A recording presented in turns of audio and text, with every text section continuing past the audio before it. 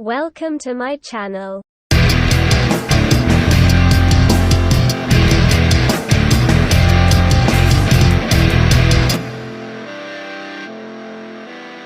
Siapa negara dengan bahasa terbanyak di dunia? Banyak yang menebak Cina, banyak yang yakin India. Ada juga yang bilang Afrika Selatan. Tapi jawaban yang benar, justru negara kepulauan yang mungkin tidak kamu sangka, Indonesia. Bukan Asia Timur, bukan Asia Selatan.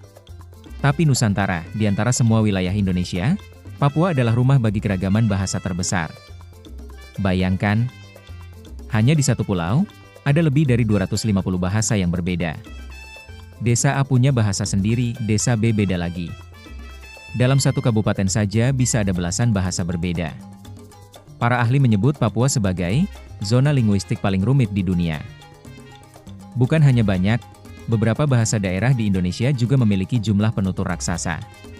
Bahasa Jawa lebih dari 80 juta penutur, lebih banyak dari populasi negara besar seperti Inggris.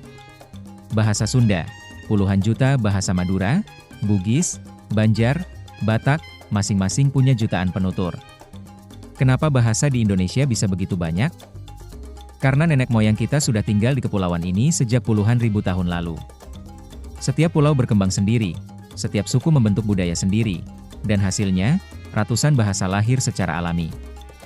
Kekayaan bahasa ini sudah ada jauh sebelum Indonesia berdiri. Tapi ada sisi lain.